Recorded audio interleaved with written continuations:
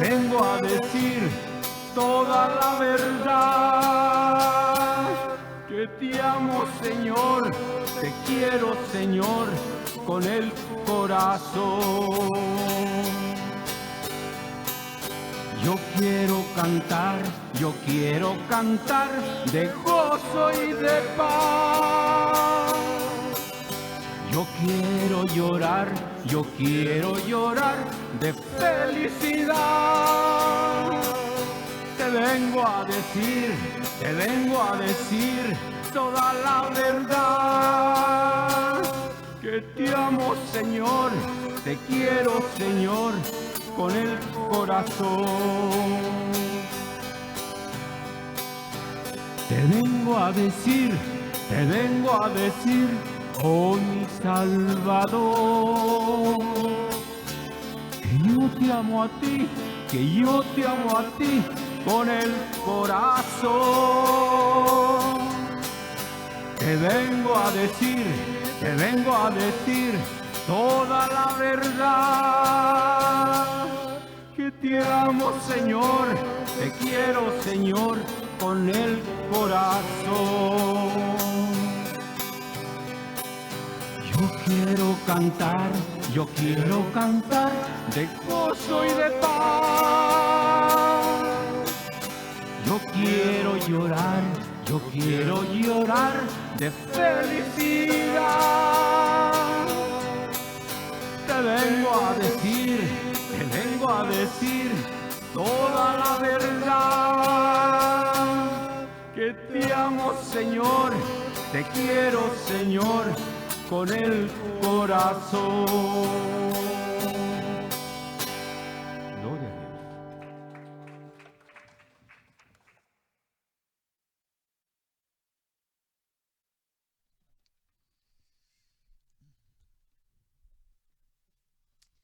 Buenas noches.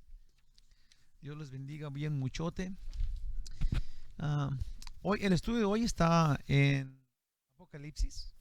Apocalipsis, que en el capítulo 2, y hoy vamos a comenzar otra de las 7 iglesias, digamos la segunda en la lista, y se llama Esmirna.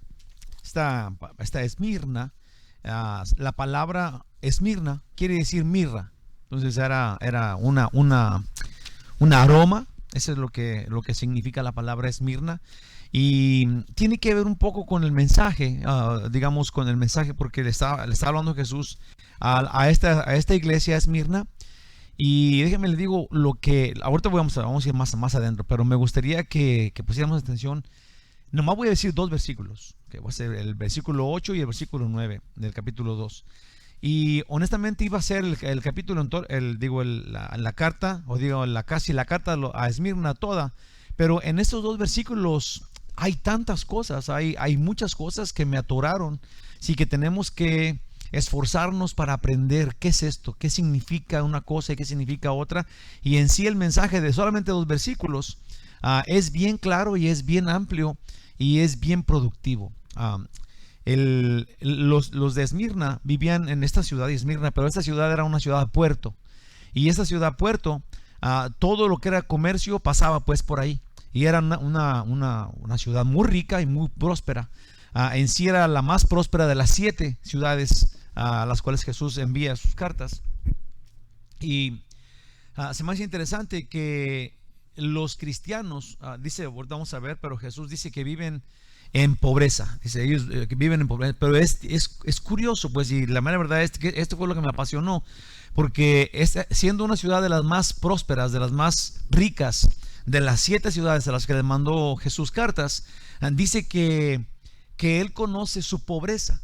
Sí, y es súper raro. Entonces se fue a investigar un poco más por qué están tan pobres estando en un lugar tan ricos.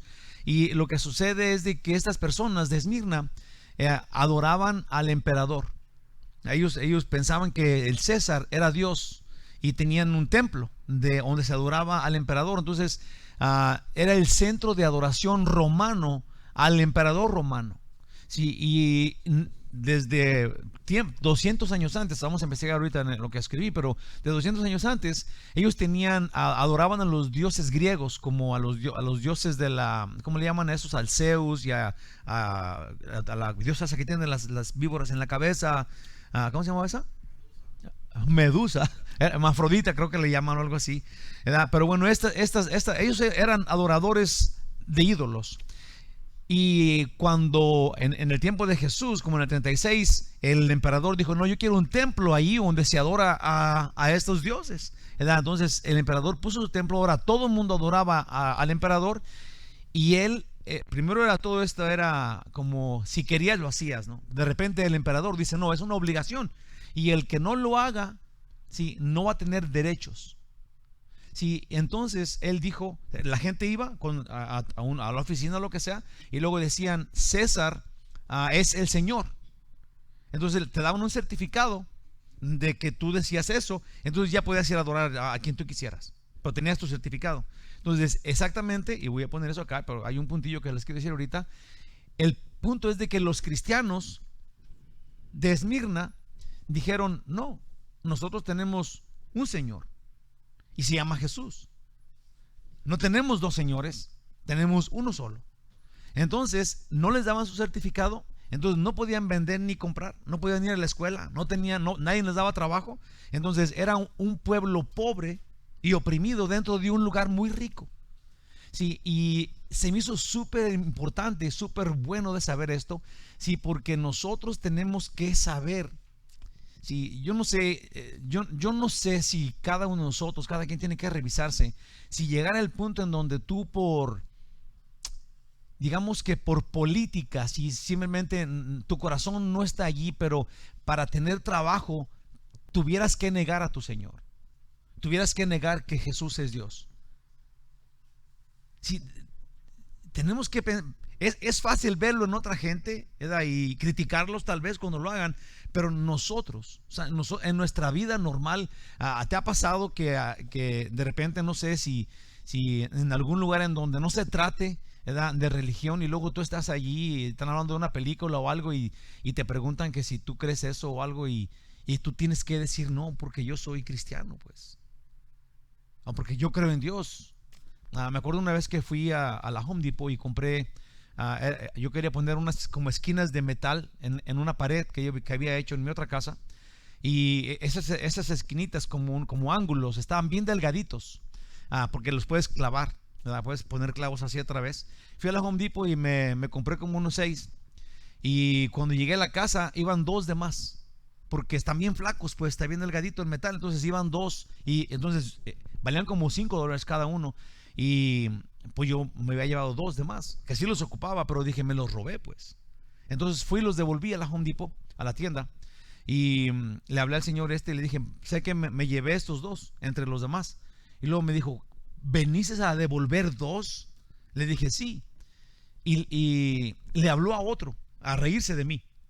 Mira, este loco vino a traer, son $10, ya se los había llevado, y nomás porque estaban de más y no los pagó, los trajo. Entonces me vi obligado, ¿sí?, con una clase de defensa, a decir, no, pues es que yo soy cristiano y yo no puedo robar esto. Me sentí tan bien, se los prometo. Ellos no entendieron nada, siguieron con su risa, pero yo como que saqué esto de mi ronco pecho y dije, gloria a Dios. Sí, qué bueno que lo dije, porque ahora ellos saben por qué lo hice. Sí, no nada más porque soy buena gente o loco o menso, pero porque soy cristiano, soy de Dios. Sí, di testimonio para mí mismo, digamos. Y bueno, el punto es de que yo creo, hermanos, que tenemos que sacar la casta en la vida donde estamos, ¿sí?, y no echar mentiras a la gente y no ser exagerados, y verdaderamente buscar la forma de llevar el testimonio de Jesús en nosotros, pues. Sí, esa es la cosa. En la Biblia se nos presenta Dios, el Padre, sí, el cual es un ser inaccesible. Sí, nadie tiene acceso al Padre porque su santidad es tremenda, te mata. Sí, los profetas del Antiguo Testamento, Elías, Moisés, Isaías, cuando miraban a Dios, o cuando ellos tuvieron estas visiones, decían: soy hombre muerto, porque nadie puede ver a Dios y vivir y seguir viviendo. Si nosotros, les digo esto porque nosotros ahora en Jesús somos aceptos ante el Padre. Y por eso es que ahora nosotros creemos que si estamos dentro de Jesús, metidos en el grupo de cristianos que pertenecen a Jesús, entonces nosotros podemos estar ante el Padre, podemos hablarle al Padre, si conociendo que nuestro único Dios que existe es el Padre, Hijo y Espíritu Santo, y que tú estás en Él, pues, sí, en Él. Entonces no ocupas de hacer algo para llegar a Él, sino que ya estás en Él, en el Hijo. Sí, eso es súper hermoso. Y les digo todo esto, van a ver ahorita cómo empieza el único versículo. Son 2 versículos, pero cómo Jesús se les presenta a estos. Ahora, otra cosa que les quiero decir: la iglesia de Esmirna, en todas las demás iglesias, Dios les dice, como le dijo a la iglesia de Éfeso: ustedes son muy buenas personas, trabajan mucho, pero tengo algo contra ustedes.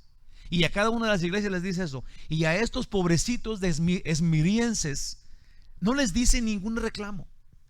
Sí, porque han sufrido tanto, son tan oprimidos, los avergüenzan, los corren por todos lados, sí, que se han mantenido, sí, esa presión los ha mantenido en pureza.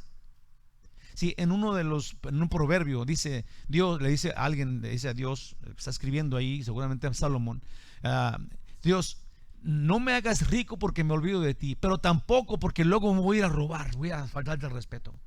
Sí, yo creo, hermanos, lo que quiero decir es que tenemos que estar conscientes de que si nosotros estamos con Dios, si nosotros le pertenecemos a Él, entonces no hay nada de qué preocuparnos. Ahí te va. No importa qué situación en tu vida estés pasando, si al contrario de que la pobreza o la enfermedad o la tristeza o la angustia te aparte de Dios, te mantiene con Dios, te mantiene de rodillas.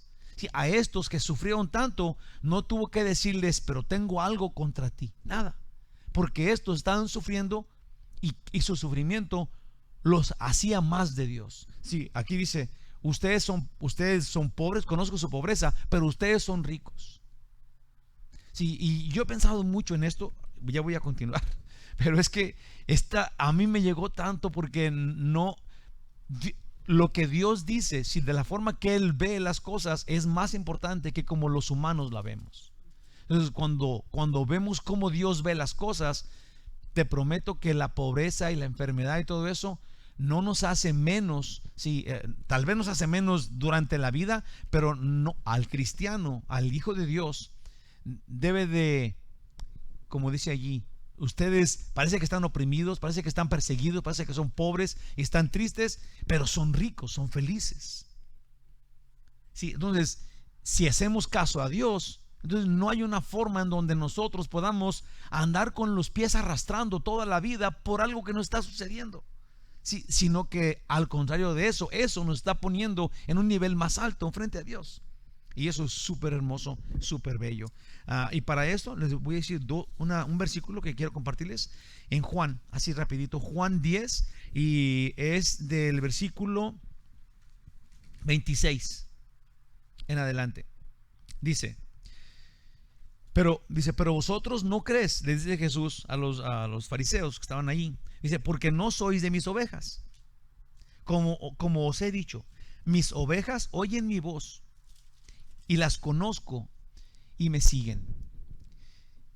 Jesús dice que las personas que no escuchan la Biblia, así que no oyen lo que Dios dice, no importa quién digan que son o dónde estén paradas, no son las de Él. Esto es terriblemente. Jesús, siempre hablamos de los fariseos, ¿verdad? Y los fariseos es como el grupo contrario a lo que conocemos como los cristianos, ¿verdad? Y sí es, pero el problema que nosotros no captamos muy bien, que digamos, es de que los fariseos eran el grupo de personas que estaban encargados del templo donde se adora a Dios. Sí, ellos eran los líderes religiosos, no de otro Dios, no era de otra religión. Ellos eran los que Dios había establecido, y estaba un sumo sacerdote del Dios Altísimo, ¿sí? En donde esas personas, ¿sí? Se nos va la cinta de que ellos servían a Dios, y llega Jesús y les dice: ustedes son unos hipócritas. son unas tumbas blanqueadas que se ven blanquitas por fuera y por dentro hay un cadáver. Pero nos tenemos que dar cuenta pues que Jesús está hablando de personas que tienen unos sacos, la vestimenta sagrada, la que honra a Dios. Sí, entonces mi punto aquí es: Jesús, la Biblia, Dios quiere que nosotros hagamos esto. Mis ovejas oyen mi voz y las conozco y me siguen. Nosotros tenemos que saber que las ovejas, las personas que siguen a Jesús, que obedecen su voz, ahí te va, son los suyos. Ese es su cuerpo, ese es lo que ellos dependen de él. Él es su Señor. Sí, no es de que tú estés yendo a esta iglesia o a aquella iglesia o a este grupo, o es eso. Enfrente de Dios, tú no le vas a decir: Señor, yo pertenecía a este grupo o a esta religión o a esta denominación. A Dios no le interesa eso. Él sabe de antemano dónde estabas y dónde vivías.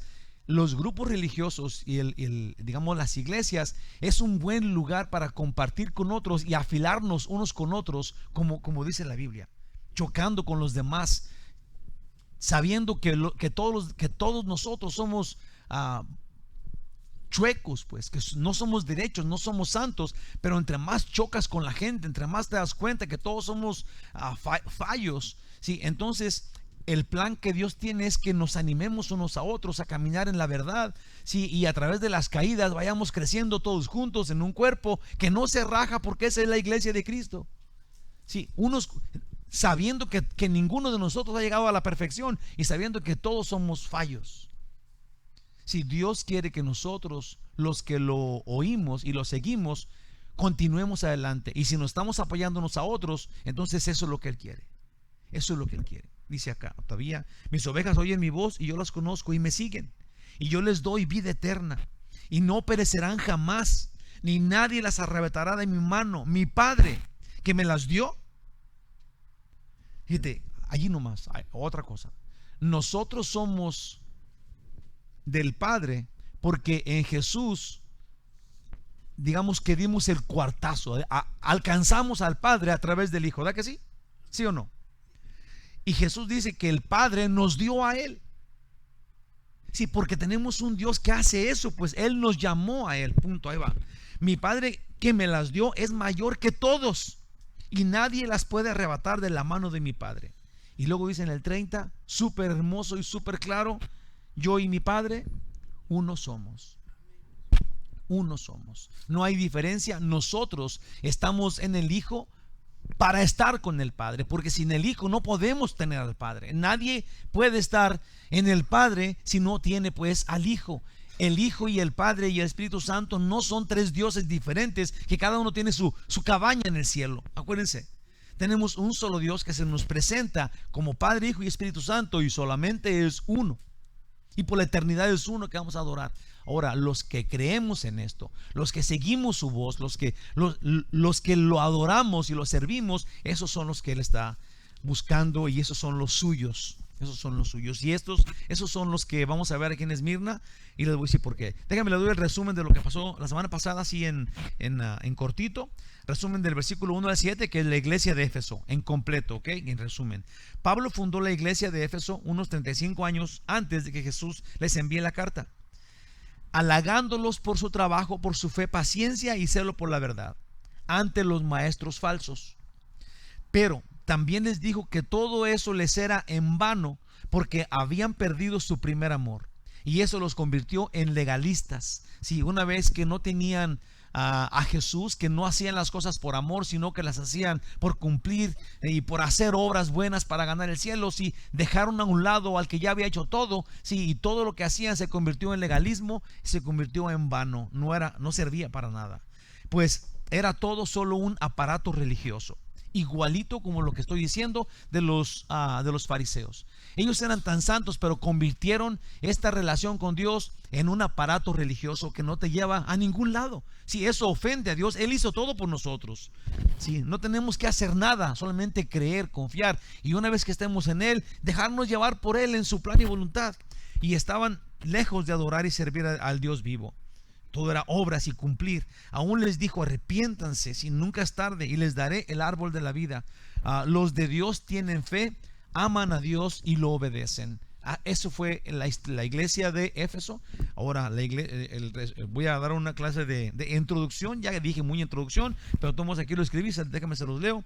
A la iglesia de Esmirna dice: ahora nuestro Señor Jesús dicta la carta para la iglesia de Esmirna al ángel que es el pastor pues encargado de la iglesia, y la descripción del Señor aquí tiene bastante significado para ellos, y yo creo que después de todo lo que dije, también para nosotros. Jesús se describe a la iglesia de Esmirna así: yo soy el primero y el postrero, yo soy el primero y el último, el que estuvo muerto y vivió. Te conozco, y a tu persecución de parte de los idólatras. Y ese es el resumen de la introducción de lo que vamos a decir ahorita. Dios maravilloso, en ti confiamos. Ayúdanos para entender este mensaje. Ayúdanos para que este mensaje tuyo, Señor, sea también nuestro. Encajemos en y seamos capaces de practicarlo, en que nuestra fe crezca y te adoremos más nítidamente. En el nombre de Jesús sea. Amén. Puse acá, y si nos vamos a ir, déjenme le leo los dos versículos para saber de qué estamos hablando. Es capítulo 2 de Apocalipsis, versículos del 8 y el 9 solamente. Dice: y escribe, así le dice Jesús a Juan, dice: y escribe al ángel de la iglesia de Esmirna. Ya habíamos dicho, ya establecimos de que cuando dice el ángel, la palabra ángel era mensajero. Sí, que digamos que traducido, eso era en griego, esa era la forma de decir ángel. Las iglesias no tienen un ángel líder, tienen un pastor líder. Entonces el mensajero venía siendo el pastor, el obispo, que era el ¿cómo le llaman a esto? El overseer, que es como el mayordomo de la iglesia. Esa sería la palabra. Entonces ese es el que dirige la iglesia, es el pastor. Él dice otra vez: escribe al ángel de la iglesia en Esmirna, el primero, así se describe Jesús ante ellos, el primero y el postrero, el que estuvo muerto y vivió. Dice esto.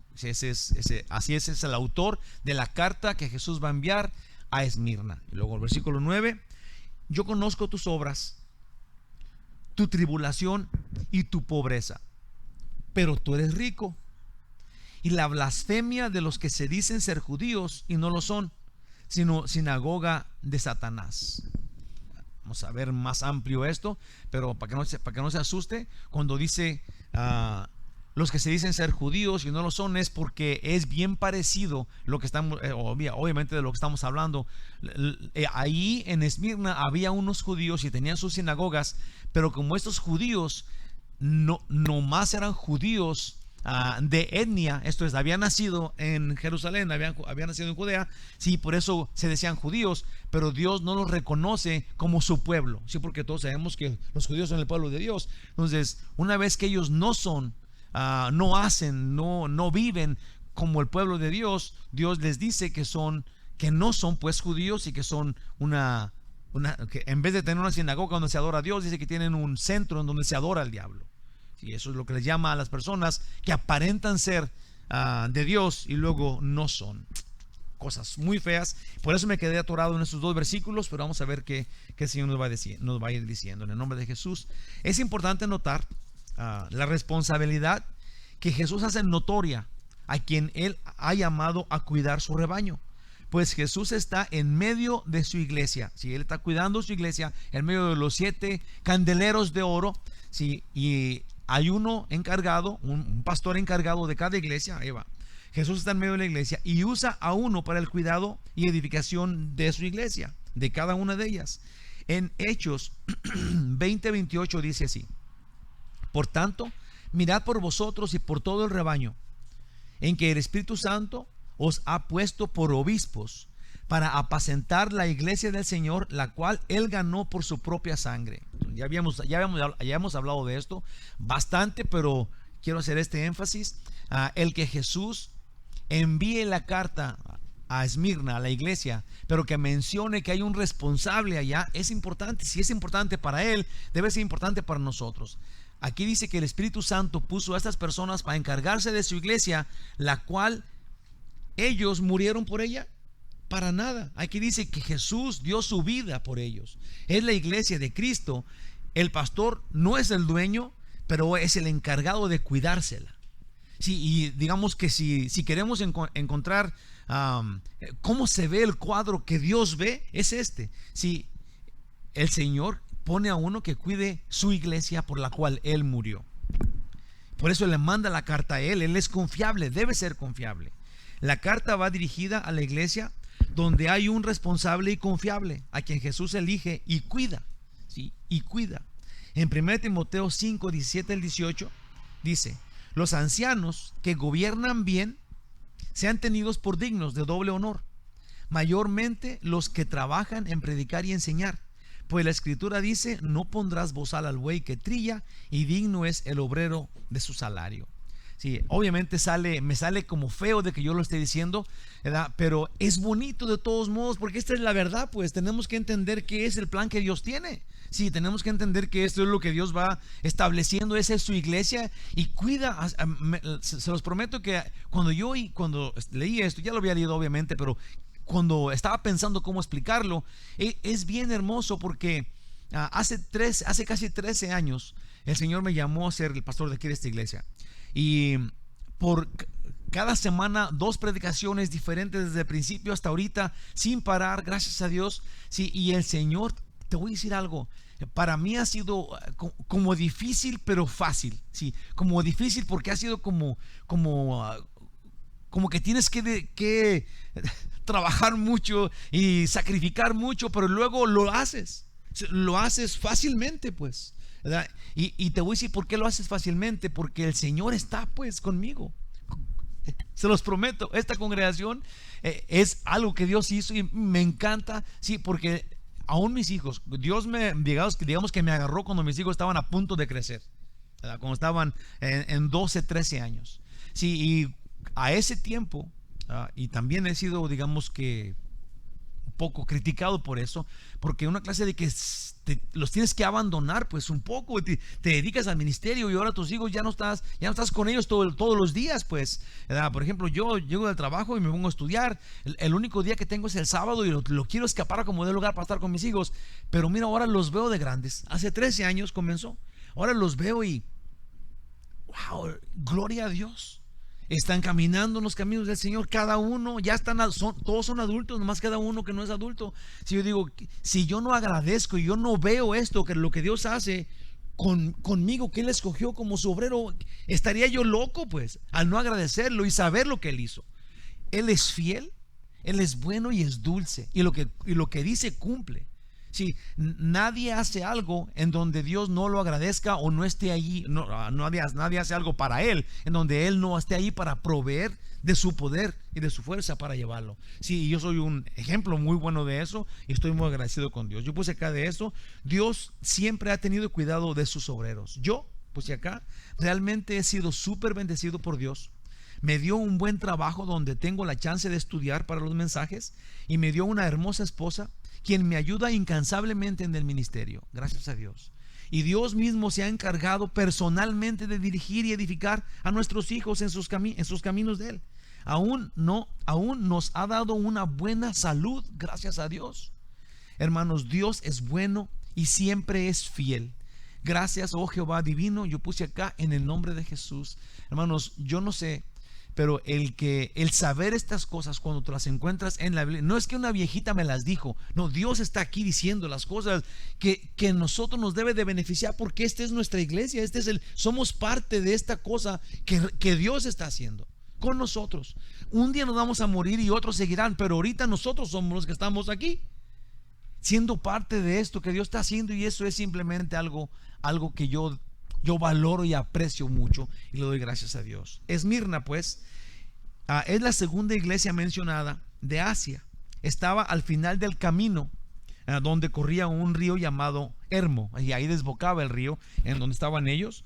Ahí desembocaba el río y era un puerto, pues entonces servía de entrada y salida para todos. De entrada y salida para todo un gran y hermoso valle, lo cual hacía de esa ciudad Esmirna una de las más prósperas de las 7. Era llamada la gloria de Asia o corona de Asia. Aún algo muy peculiar sucedía allí en este lugar tan próspero. Hacía unos 200 años de ese día se construyó ahí un templo de la diosa de los romanos, de su diosa de ellos, símbolo espiritual del imperio romano. Le decían Día Roma, la diosa de Roma. La palabra Esmirna quiere decir mirra, que es una fragancia fuerte usada para embalsamar a los difuntos. Todo ahí en este lugar era religioso, pero todo ahí pues era idolatría, pero muy religioso. Sí, andaban gente con vestidos largos para todos lados, de todos colores, vestidos de oro. Sí, esa era la vida de Esmirna, un lugar religioso, idólatra. Okay. Tenían un lugar que le llamaban la calle de oro, donde había templos a un lado y al otro lado, donde adoraban a los dioses a los dioses griegos, como Apolo, Afrodita, y tenían un gran templo, el templo de Zeus. Eso hacía 200 años, del tiempo de Jesús. Todavía estaban ahí las cosas. Lo que escuché y lo que leí es de que esta ciudad, a diferencia de la ciudad de Éfeso, no son ruinas. Todavía es una ciudad próspera y muy usada. Todavía es una ciudad donde mucha gente va, ¿sí? Y pues todavía está ahí parada con todo. No tiene ruinas, pues. Pero en esos días, a estos días de Jesús, la idolatría no iba bajando de nivel, sino cambiando de rumbo por la política. Pues ya no adoraban a los dioses griegos de la mitología griega, pero ahora comenzaron en el tiempo de los apóstoles a adorar pues al emperador romano, ¿sí? A los emperadores. Comenzaron con altares para emperadores muertos, pero en el año 23 después de Cristo construyeron un templo para César Tiberio. Y para los años 80 del 81 al 96, que es más o menos en el tiempo que Juan estaba escribiendo la carta, el emperador Domiciano, que es el que mandó pues a Juan a la isla de Patmos, el emperador Domiciano se declaró deidad. Fíjate nomás cómo eran las cosas en aquel tiempo. Él, el emperador, no quería ningún cristiano, pero luego dice: ¿saben qué? Yo soy digno de adoración. Háganme un templo y vengan y entréguenme, háganme sacrificios, porque yo soy deidad, yo soy Dios. Y todavía estaba vivo, pues. Y demandó que lo adoraran. Este es quien envió al apóstol Juan a la isla de Patmos preso. Domiciano exigió adoración y llamarle Señor. Quemaban un poquito de incienso. Aquí lo que yo estaba leyendo es de que ellos no quemaban mucho incienso, quemaban poquito en la oficina, donde llegaban y decían: ¿cómo se llama este?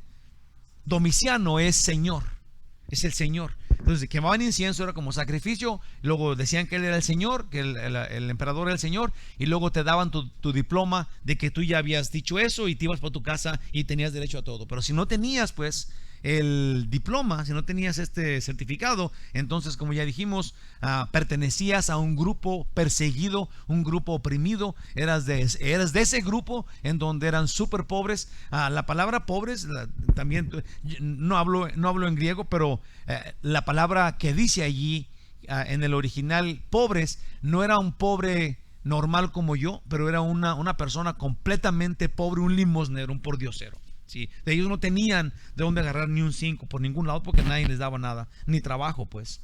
Entonces le tenían que llamar Señor. Quemaban incienso ante un oficial y tenían que decir: César es Señor. Y eso fue lo que los cristianos no hicieron, y les quitaron todos sus derechos, y por eso es que eran limosneros en una ciudad rica. La forma de Jesús para describirse les dice mucho a ellos. Sí, cuando Jesús envía esta carta pues a los de Esmirna, a los esmirnenses, y les dice: yo soy el primero y el postrero. Le está diciendo: yo soy el creador y el juez de todos. Sí, entonces para ellos era una gran ventaja, un gran privilegio que ellos servían al que había hecho todo, sí, y que después de todo iba a ser el juez de sus opresores. Entonces Jesús se presentó a ellos con un propósito, obviamente, y los está consolando. Le está diciendo: no se preocupen, no hay más que yo. Jesús quiere darles a los de Esmirna la seguridad de que Él tiene autoridad sobre la muerte. Perdón, me adelanté. Soy el creador y el juez. También les dice que Él estuvo muerto y vivió. Sí, también Jesús quiere decirles a ellos, a la iglesia de Esmirna, les quiere dar la seguridad de que Él tiene autoridad sobre la muerte y sobre la vida. Ellos entonces se animaban ante la cruel persecución romana en la cual estaban. En la Biblia solo hay una persona que puede portar el título de primero y último. Sí, en toda la Biblia nunca nadie había pensado que ese título podía alguien más usarlo. Sí, en Isaías 44:6 hay como 3 o 4 versículos en Isaías en donde dice: yo soy el primero y el último. Pero escogí y fíjate cómo dice Isaías 44:6. Así dice Jehová, Rey de Israel, y su Redentor. Esto es el Redentor de Israel, Jehová de los ejércitos: yo soy el primero y yo soy el postrero. Si yo soy el primero y el último, fuera de mí no hay Dios.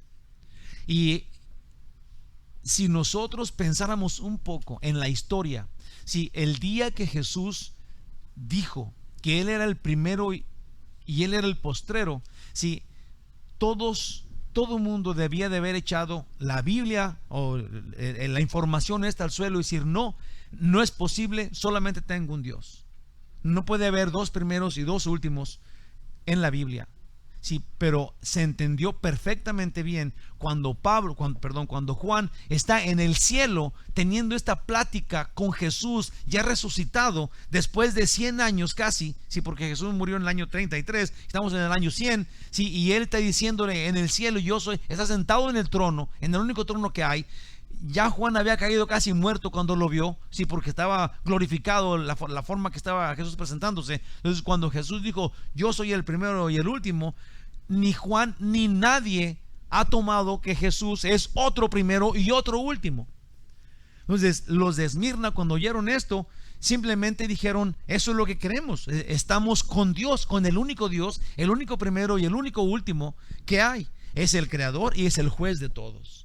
¿Sí? Esa es la forma que Jesús se presenta: yo soy Dios. ¿Sí? Yo soy Dios. El que esté en mí está con el Padre, el que está sin mí niega al Padre. Puse aquí Jesús es el mismo, el creador y el juez de todos. También Jesús es el que estuvo muerto y vivió. Esmirna era una ciudad idólatra y los cristianos a ellos les estorbaban y los oprimían cruelmente. Entonces, cuando oyeron que ellos confiaban en uno a quien la muerte no pudo detener, los esmirnenses se gozarían sabiendo que a ellos tampoco nadie los detendría. Sí, necesitamos estar perseguidos como ellos y oprimidos como ellos para entender que si estás en Jesús, nada te puede detener. Cuando todo te detiene, pues. Entonces, yo creo, hermanos, que yo no sé usted de dónde, yo no sé cómo era antes usted, ni quisiera que me diga. Pero yo, cuando no tenía a Jesús, era una persona, ahí le va, diferente que ahora. Sí, una vez dijo C.S. Lewis, yo no sé qué es lo que voy a llegar a ser un día después de que Dios me sacó de no ser nada, pero lo que yo sí sé es de que ya no soy el mismo. Eso es todo lo que nos tiene que importar. Que el efecto de ser nueva criatura de veras te va transformando. No hemos llegado todavía a la meta. Pablo dijo eso: yo no he llegado todavía, no presumo de haber llegado ya a la meta, pero ya no soy el mismo que salí cuando salí. Sí, nosotros no podemos ser los mismos del día que Jesús nos habló al día de hoy, ni siquiera si fue ayer el día que Dios te rescató y ahora no puedes seguir siendo el mismo. Se supone que tú eres una persona nueva, una criatura, una nueva creación de Dios. Sí, que dejó el pecado, que está luchando contra el pecado. ¿Quién le ha ganado por completo al pecado? Solamente Jesús. Y en esa promesa dependemos. Sí, todos estamos en el mundo, cayendo y levantando, cayendo y levantando. Por eso el Señor nos abre su trono y nos dice que está abogando por nosotros constantemente, perpetuamente, para que nosotros con toda claridad en la mente, cada vez que caigamos, todo el día, o digamos en un solo día, todas las veces que caigas, todas las veces tienes que correr al trono de gracia. Si pecas y no te pasa nada, si no te arrepientes, aún si pecas y dices tú, al rato me arrepiento, o simplemente no tomas en cuenta que pecaste, que echaste mentiras, que hablaste mal de alguien, que no sé, el pecado que tú sabes que haces, si ese pecado no te molesta ya, o sea, si está bien pecar, es un problema. Porque cada vez que caes en pecado, cada vez que tú sabes que caíste, tienes que venir ante su trono, porque el perdón está disponible, pues.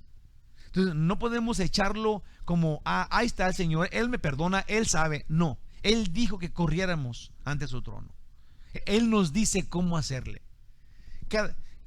Ningún cristiano pierde la salvación. Ningún cristiano puede no ser perdonado por Dios cuando corres a Él arrepentido. Dice que Él nunca va a rechazar a un corazón contrito y humillado. Es bueno, esas cosas, hermanos, es bueno de saberlas, porque nosotros no somos perfectos, pero tenemos un Dios perfecto que nos hace perfectos en Él y que nos dice cómo hacerle durante la vida, esta vida tan fea y tan carnal que tenemos. Todavía podemos tener la santidad que Él dice que tengamos. Sí, yo me acuerdo hace mucho tiempo, oí una persona que yo quiero mucho, que dijo, era pues católico, y decía, yo voy y comulgo todos los días para mantenerme en gracia. Se oye como muy santo, se oye como que es algo, toma comunión todos los días, cuando lo que Jesús dijo es que tú vengas a su trono arrepentido todos los días para mantener la gracia. No es la comunión ni es algo que tú hagas. Si no es la circuncisión, no son obras buenas, no es aprenderte todo este libro de memoria. Sí, aunque todo eso se oye muy bien, Dios estableció una forma para que tú te mantengas en santidad, en perfección. Y eso es que cada vez que caigas, te arrepientas. No es tan difícil, es simplemente tenemos que ver la instrucción que Él dejó. Y una vez que la vemos, entonces le hablamos al Padre en el nombre de Jesús, llenos del Espíritu Santo, arrepentidos, recibiendo el perdón constantemente, que nos mantiene en santidad constantemente. Wow, pero qué facilito está. Eso dice Dios.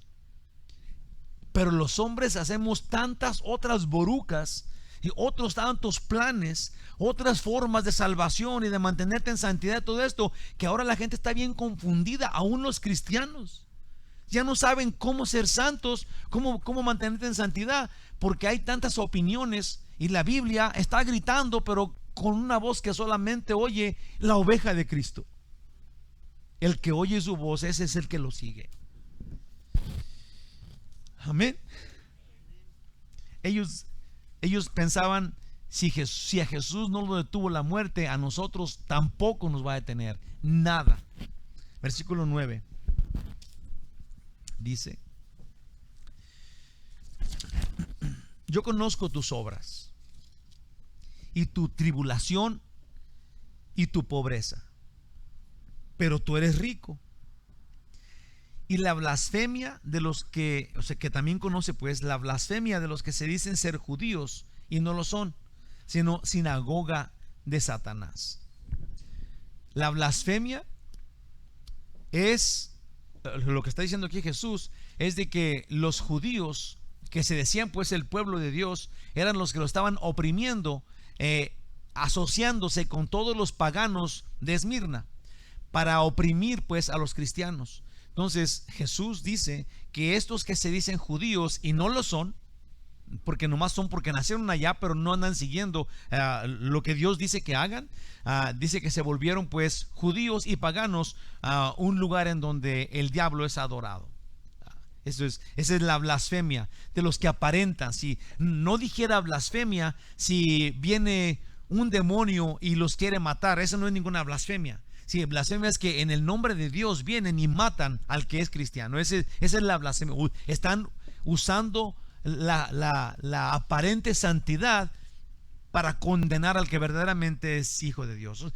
Eso es bien importante, aunque es difícil poquito de entenderse, es bien importante que lo entendamos nosotros, porque alguien que usa la palabra cristiano, alguien que usa yo soy hijo de Dios para su ventaja de él, está blasfemando y está usando a Dios como su bandera en su provecho. Sí, que no es el provecho de Dios, está blasfemando. ¿Se entendió o no les importa? ¿Sí? ¿Sí les importa? Es interesante. Ahí va. Dice pues, lo que puse acá, así como dijo a los efesios, lo dice también aquí: yo conozco tus obras. O sea, se me hizo suave eso, porque acá donde habíamos leído, también dice que conoce sus obras cuando Jesús dijo que los de él, ¿dónde está? A ver si me lo encuentro acá. No sé, no me lo encontré. Pero Jesús dice que sus ovejas las conoce y él las conoce a ellas. Y Dios conoce las obras de nosotros, especialmente de los suyos. Aquí dice: yo conozco tus obras y tu tribulación, Eva. Así como dijo de los efesios que conocía sus obras, también le dice a ellos que conoce sus obras. Siempre da temor, no sé si a usted le ha pasado o no, pero siempre da temor cuando Dios dice esto, porque obviamente que nos dice también a nosotros. Si es como que de repente Dios viene y dice: yo conozco todo lo que hiciste hoy, Miguel. Y al momento que el Señor viene y me dice esto enfrente de mi cara, yo me hago un recuento de todas las cosas que hice, buenas y malas. Y primero me da mucho miedo porque Él sabe lo que siquiera pensé, pues. Él conoce mis pensamientos, Él conoce mi corazón, Él sabe mis deseos, y Él sabe mis anhelos, Él sabe mi maldad, Él conoce lo que está interno en mi alma. Sí, Él me conoce. También sabe mis esfuerzos y digamos que mis ganas de servirlo. Pero cuando Él dice: yo te conozco, hermanos, tenemos que saber, a Él no podemos esconderle nada. A los demás sí, somos cristianos y quién sabe cómo andemos cada quien. Pero a Dios no podemos. Nadie sabemos cómo están todos los demás. Nadie sabe, ustedes no saben cómo ando yo de adentro. Como por ejemplo, aquí puedo chillar y ustedes piensan que estoy triste, y a lo mejor estoy engañándolos con mi lloro. O puedo reírme y decir está alegre y estoy riéndome hipócritamente.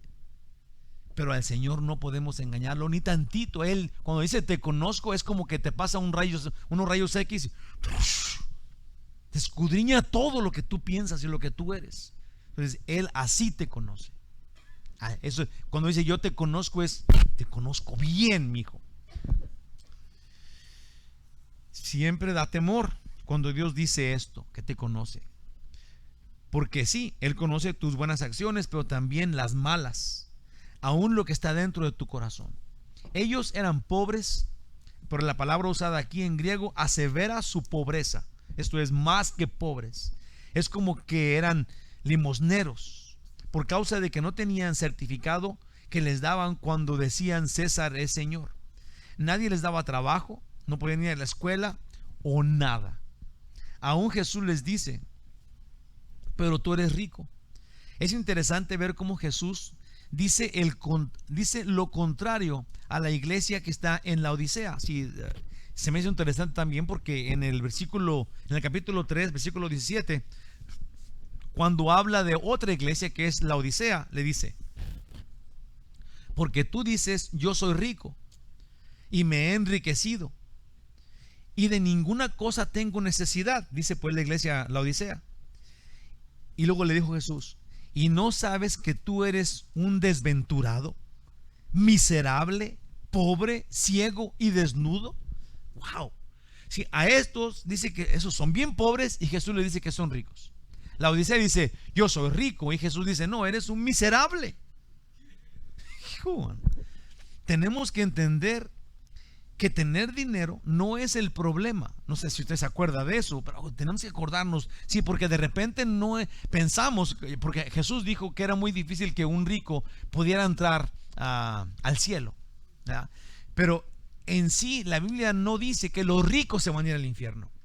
Si se da cuenta, al rey Salomón Dios lo bendijo con todas las riquezas que había en el mundo. Lo hizo el hombre más rico del mundo porque él fue fiel a Dios, o le dijo eso: dame sabiduría para cuidar a tu pueblo. Sí, Abraham también era un hombre riquísimo con gran poder, tenía un ejército, sí, tenía muchas propiedades. Abraham era muy rico, David era muy rico. Entonces, no es los ricos se van a ir al infierno y los pobres se van a ir al cielo. No es eso. Ahora, que las riquezas a muchos les son estorbo, es algo que es normal. Eso es el problema. Ahí te va. Dice acá, 1 Timoteo 6:16, porque raíz de todos los males es el dinero. No es el dinero. El problema no es el dinero. Sí, Dios nos bendiga a todos con dinero. Amén. Todos, ¿verdad que sí? Un grito de júbilo: Dios bendícenos con dinero, ¿verdad? Porque ese no es el problema. Ese no es. El problema es el amor al dinero. Porque la raíz de todos los males es el amor al dinero, el cual codiciando algunos se extraviaron de la fe y fueron traspasados de muchos dolores. Entonces, es mejor ser una iglesia pobre pero rica a ser rica pero pobre. Así cada uno de nosotros. Mantengamos un corazón humilde y una actitud de amor siempre. Esto es, si es tan sencillo, mira, si nosotros cuando no teníamos dinero éramos muy buena gente y luego llegamos a tener un 5 y nos convertimos en malas gentes, por amor Dios nos mantiene pobres. ¿Se entiende eso? Por amor, por el amor que Dios nos tiene a nosotros, no permite que nos hagamos ricos, porque ya sabe que nomás agarramos poquito dinero y nos vamos a emborrachar y nos vamos a malgastar el dinero como el hijo pródigo. No es culpa de Dios el que seamos pobres, es que nosotros nos gana el amor al dinero. No entendemos el plan que Dios tiene, pues. Tenemos que entenderlo, tenemos que saber quién es Dios, cómo Dios trabaja, cómo Dios hace las cosas que Él hace con los hombres. Esmirna no recibe ninguna palabra de acusación de Jesús, porque su sufrimiento por Cristo los mantuvo en pureza. Segunda de Corintios 6:10 dice: como entristecidos, mas siempre gozosos; como pobres, más enriqueciendo a muchos; como no teniendo nada, más proveyéndolo todo. Sí, Jesús los ve ricos a ellos porque aunque no tienen nada, proveen mucho más que los que tienen algo. Sí, yo me acuerdo cuando la primera vez que leí que Pablo estaba diciéndole a los filipenses que ellos son los que que ellos eran los que le habían proveído a él, aunque eran más pobres que todos, le habían proveído más que todos los demás, y pues eran los que le daban más dinero a Pablo financieramente, los filipenses. Y yo digo, qué curioso es de que Dios siempre es dulce y siempre es bueno. Sí, y en mi experiencia propia, sí, aquí nunca andamos pidiendo dinero, nunca tenemos yo no tengo sueldo, pero una vez oí que el pastor Chuck Smith dijo esto: cuando yo tengo una necesidad, no vengo a la iglesia y les digo, ocupo esto.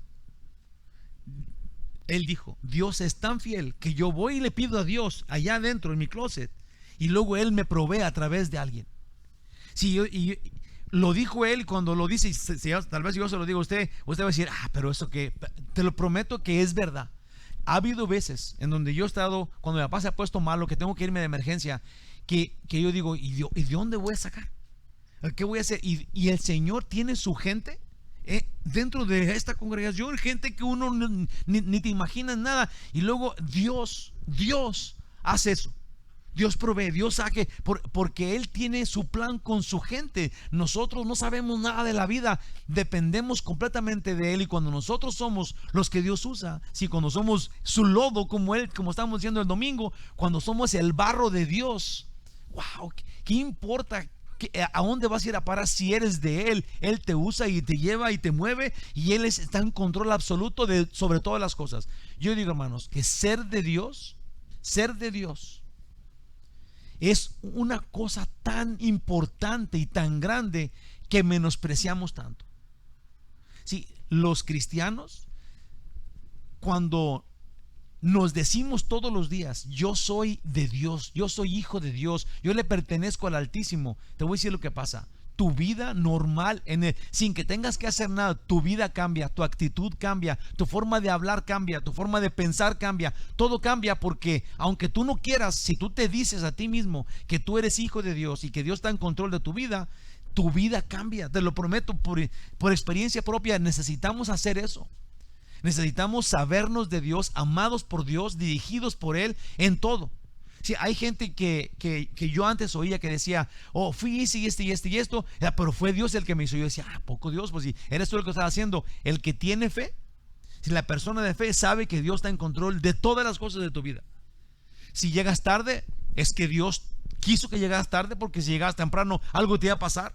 ¿Han oído eso? O es que me pasó algo en el camino, pero Dios sabe. Si Dios sabe, porque Dios sabe de veras. El que es de Dios confía en Dios. En todo. En toda tu vida, Él tiene tu vida en tus manos.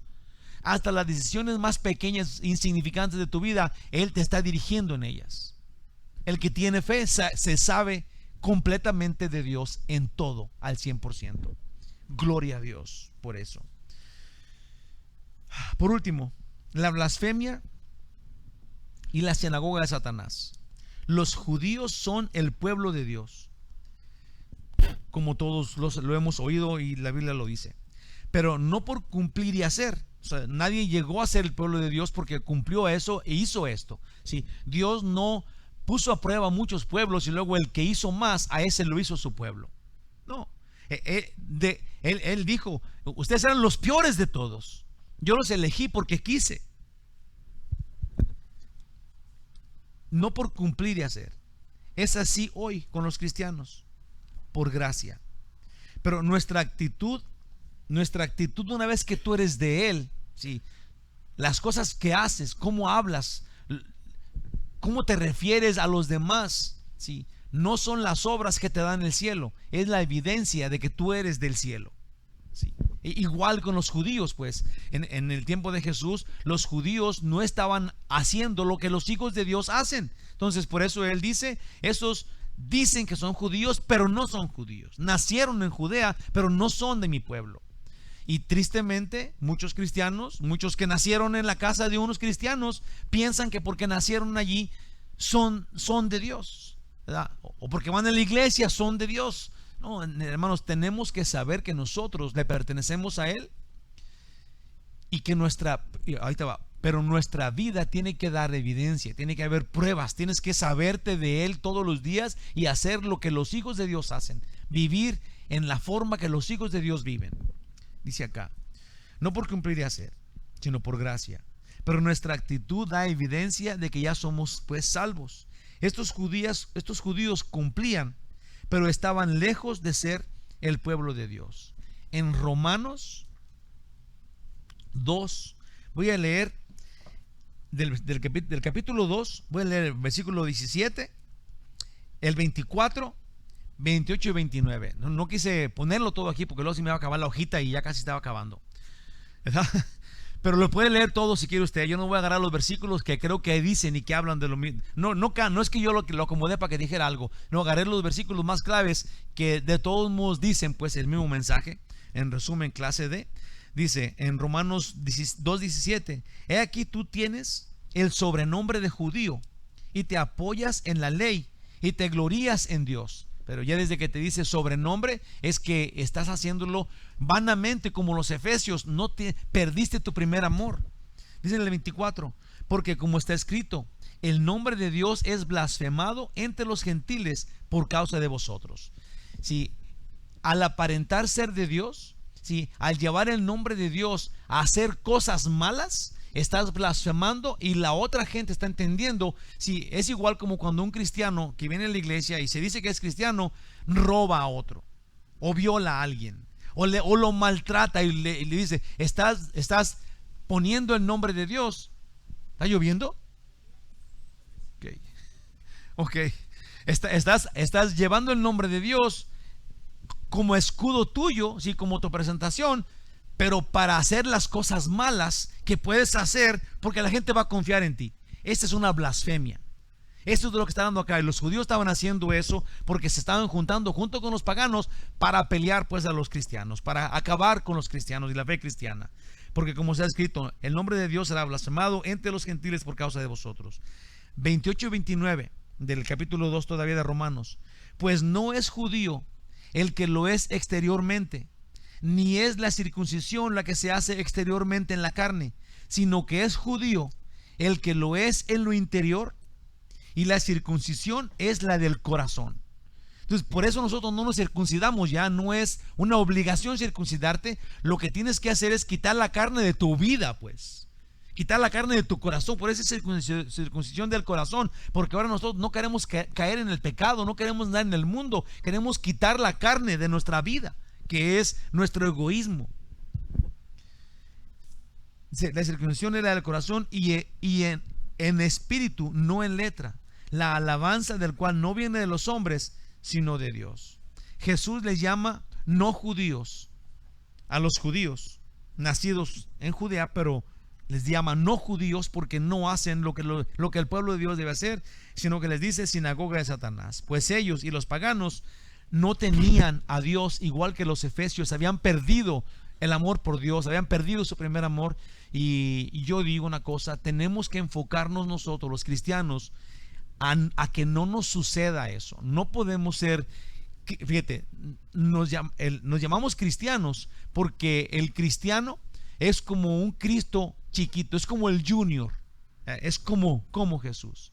Entonces no podemos llamarnos cristianos y luego blasfemar su nombre y llevar una actitud pecaminosa al mundo, porque entonces estamos blasfemando su nombre. Pero no nada más eso, pues nos estamos engañando solitos. Si llevamos el nombre de Jesús, de cristianos, entonces tenemos que amarnos, tenemos que respetarnos, tenemos que cuidarnos uno a otro y ayudarnos entre la iglesia, para que el testimonio del amor de los cristianos sea impacto a la gente que no es cristiana. Amén. Hay que hacerlo. Hay que calarle. A lo mejor va a decir, sí, pues si toda la iglesia lo hiciera. No, pues vamos a empezar nosotros. Vamos a empezar a ser genuinos seguidores de Jesús para la gloria del Padre, para lo que estamos hechos. Amén.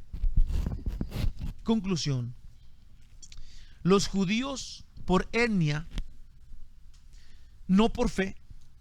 Los paganos perseguían y oprimían a la iglesia. Pero la iglesia de Esmirna fue realmente como una dulce fragancia de mirra ante Dios. Cerramos así: todo grupo religioso que niega la deidad de Jesús tampoco tiene al Padre. Todos son sinagoga de Satanás. Si todas las personas que no tienen la doctrina de Cristo y que no entienden que tenemos un solo Dios, y que para aproximarnos a este Dios tienes que estar lleno del Espíritu Santo y hablar en el nombre de Jesús porque estás metido en Él, entonces eres acepto ante el Padre. Esto es, el Dios te abraza, el único Dios que existe. Si no tienes esta doctrina, entonces vives en una sinagoga de Satanás. Y no es ofensa para nadie, ese es lo que dice la Biblia, y tenemos que entenderlo así, porque es la verdad. Amén. Te damos a ti, Señor Dios nuestro, Padre celestial, Jehová, la gloria y la honra. Te damos a ti el honor, Señor. Ayúdanos para seguirte, para obedecerte, para hacerte útiles. Ayúdanos, Señor, para que nuestra vida te sea agradable, para que nosotros entendamos que somos tuyos, que le pertenecemos a Dios, al Dios único, y que en el poder del Dios único andamos, en tu plan, en tu voluntad. Gracias, Padre Santísimo, por el Evangelio. Señor, gracias porque ahora entendemos y vivimos en esta forma, en la forma de salvación, como nos has salvado a través de Jesús, de su muerte, del sacrificio. Ahora queremos adorarte y servirte y serte fieles, ser personas que verdaderamente aman y que sirven a los demás, sirviéndote pues a ti. Gente que refleja tu amor y habla del amor que te tenemos. Cuando nos amamos unos a otros, cuando nos sacrificamos unos por otros, cuando nos perdonamos unos a otros. Ayúdanos, Dios, para ser personas genuinas unos a otros, cristianos verdaderos, no falsos cristianos. A ti la gloria y la honra, Señor. Gracias por tu amor. Gracias, Señor, por esta carta de Esmirna. Ayúdanos para comerla y saborearla. En el nombre de Jesús, que así sea para tu gloria, Señor. Amén. Bien.